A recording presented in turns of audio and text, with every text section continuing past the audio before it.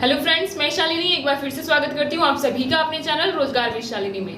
आज हम लोग देखेंगे बहुत ही ज़्यादा इंपॉर्टेंट क्वेश्चन, क्योंकि ये काम आप लोग करेंगे जब आपका सिलेक्शन हो जाएगा तो ये काम आपको करना ही पड़ेगा, हर रोज करना पड़ेगा। और वो कौन सा काम है? वो काम है preparation of a lesson plan. आप कैसे बनाएंगे, किस तरीके से, उसकी क्या क्या कैरेक्टरिस्टिक्स फीचर्स होते हैं, ये भी आपसे पूछे जाएंगे। कि अगर आप लोग स्कूल में जा रहे हैं, केंद्रीय विद्यालय में जा रहे हैं पढ़ाने, ठीक है, तो आपको जब भी नेक्स्ट डे अगर कोई क्लास को लेना है, किसी टॉपिक को पढ़ाना है, तो उसका आप लोग लेसन प्लान बनाते हैं। तो किस तरीके से वो लेसन प्लान बनेगा, क्या क्या कैरेक्टरिस्टिक्स फीचर्स होते हैं लेसन प्लान के, ये तो आपसे वहाँ पे पूछे ही जाएंगे। क्योंकि जब आपको पता ही नहीं होगा तो फिर आप लोग बनाएंगे कैसे। अब ये आपसे इसलिए पूछा जाएगा, ट्रेनिंग के वक्त आपको ये चीज़ नहीं बताई जाएगी, क्योंकि ये सारी चीज़ें आप लोग पढ़ चुके हैं, आपका एग्जाम हो चुका है। तो आपको पता होना चाहिए कि लेसन प्लान का, एक गुड लेसन प्लान के क्या कैरेक्टरिस्टिक फीचर्स होते हैं, ये आपसे पूछा जाएगा। क्योंकि अगर आपको पता होगा कि एक अच्छे लेसन प्लान के क्या फीचर्स होते हैं, तभी आप बना पाएंगे और तभी आप अपने क्लास को एकदम बेटर तरीके से ले पाएंगे, किसी भी टॉपिक को आप अच्छे से समझा पाएंगे। तो आज इसी क्वेश्चन का जवाब मैं आपको दूंगी कि एक अच्छे लेसन प्लान की क्या क्वालिटी होती है, क्या कैरेक्टरिस्टिक्स फीचर्स होती है। और अगर एग्जामिनर आपसे पूछें कि बताइए what is the characteristics features of a good lesson plan, तो आप लोग इन सारे पॉइंट्स को बताइए जो मैं बताने जा रही हूँ, तो आपको बहुत ही अच्छे मार्क्स मिलेंगे। अब ये लेसन प्लान आप लोग अपने किसी भी जगह यूज कर सकते हैं। आप किसी प्राइवेट स्कूल में पढ़ा रहे हैं, आप किसी कॉन्ट्रेक्चुअल टीचर हैं, कहीं पे भी आप अगर पढ़ा रहे हैं, तो आप ये सारे यूनिट्स जो हैं, जो पॉइंट्स मैंने यहाँ पे इंक्लूड किए हैं, ये सारे पॉइंट्स आप अपने लेसन प्लान में अगर इंक्लूड करेंगे तो आपको बहुत ही अच्छा रिजल्ट मिलेगा। तो चलिए हम लोग देखते हैं characteristic features of a good lesson plan. मैंने यहाँ पे लिखा हुआ है कि characteristic features of good lesson plan, एक अच्छे लेसन प्लान की, एक अच्छे पाठ योजना की क्या विशेषताएं होती हैं, ये मैंने यहाँ पे लिखा हुआ है। मैं वन बाय वन करके आपको एक्सप्लेन करूंगी, क्योंकि ये बहुत ही ज्यादा इंपॉर्टेंट पॉइंट है। तो आप लोग चाहें तो इसको पॉइंट वाइज जो भी आपको सही लगे उसको आप लोग नोट करिए, क्योंकि ये बहुत ही ज्यादा इंपॉर्टेंट पॉइंट है। तो मैं पहला पॉइंट बताना चाहूंगी, यहाँ पे लिखा हुआ है कि a good lesson plan is in the written form. जो भी हम लोग पाठ योजना बनाएंगे वो एक रिटन फॉर्म में होना चाहिए। हो सकता है कि हम ही लोग बनाएंगे तो वो तो हमारे दिमाग में रहेगा ही रहेगा, लेकिन हो सकता है कि ऑन द स्पॉट कोई पॉइंट हमारे माइंड से अगर मिस हो जाए, या फिर जो इम्पोर्टेंट पॉइंट है जो हमको बताना चाहिए था वो हम ना बता पाए, या फिर जो हमको इंक्लूड करना चाहिए था वो हमसे कहीं ना कहीं छूट जाए, तो ये हम लोग इसको ओरली नहीं रख सकते। तो इसलिए एक अच्छे लेसन प्लान की सबसे बेस्ट क्वालिटी ये होती है कि उसको हम लोग हमेशा रिटन फॉर्म में लिखना है। कुछ भी हमारे मन में अगर पॉइंट आ रहा है तो उसको हम लोग रिटन कर दें, लिख दें, ताकि अगर मौके पे अगर वो चीज़ें हमारे दिमाग में ना आए तो हम लोग उसको देख के अच्छे से पढ़ा सकें।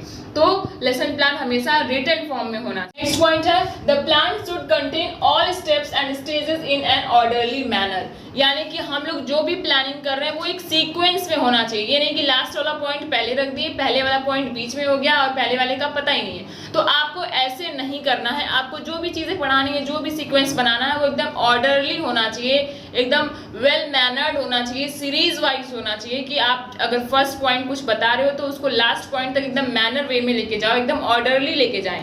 इधर उधर ना करें, उसको जिगजैग ना करें, उसको आपस में मिक्स ना करें, उसको अच्छे तरीके से बताएं और उसको अच्छे तरीके से पढ़ाएं।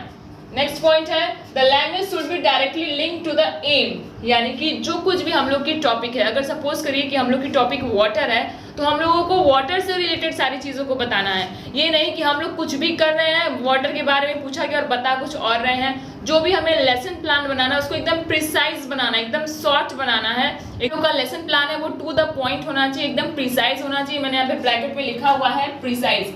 यानी जो कुछ भी हम लोग अपने लैंग्वेज, अपने लेसन प्लान में जो लैंग्वेज हम लोग यूज कर रहे हैं वो शॉर्ट होना चाहिए, टू द पॉइंट होना चाहिए। सिर्फ एक वर्ड लिखें हम लोग तो भी हम लोग को समझ में आ जाए कि हम लोग को क्या पढ़ाना है। इस तरीके से लेसन प्लान बनता है। लेसन प्लान पूरी बुक नहीं भरनी होती, पूरी कॉपी नहीं भरनी होती, वो एक पेज में बनता है और टू द पॉइंट एक प्रिसाइज वे में बनता है।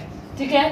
नेक्स्ट पॉइंट है the subject matter and teaching aids should be well selected to the suit the peoples. यानी कि जिन बच्चों को हम लोग पढ़ा रहे हैं उस चीज में, जिस टॉपिक को हम लोग एक्सप्लेन करने वाले हैं, उसमें क्या क्या टीचिंग एड्स लग रहे हैं, कौन से टीचिंग एड्स का हम लोग इस्तेमाल कर रहे हैं जिसकी वजह से बच्चों को और आसान तरीके से समझ में आए, हमें उन्हीं लोगों का, उन्हीं एड्स का इस्तेमाल करना है।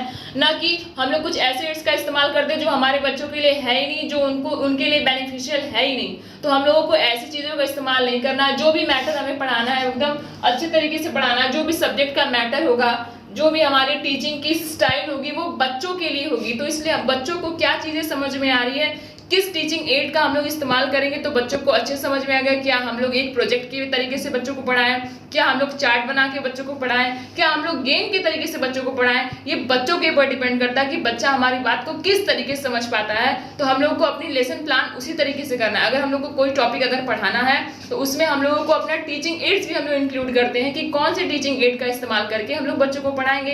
अब अगर मान लीजिए कि मैंने सोचा कि मैं बोर्ड पे फिगर बना के समझाऊंगी और बच्चा बोर्ड पे फिगर बनाने पे भी नहीं समझ सकता है, उसको अगर कोई ऑब्जेक्ट दिखाया जाए, हाथ में लेके समझाया जाए, कोई कार्टून के तरीके से समझाए, किसी पेपर के तरीके से समझाए, तब उसको समझ में आता है, तो मुझे बोर्ड पे बनाने की कोई जरूरत नहीं है। तो मुझे अपने टीचिंग एड्स को उसी तरीके से रखना है जिस तरीके से बच्चे को समझ में आए। ये भी मेन पॉइंट होता है लेसन प्लान का कि हम लोगों को वही टीचिंग एड इस्तेमाल करना है जो बच्चों के लिए बेनिफिशियल हो।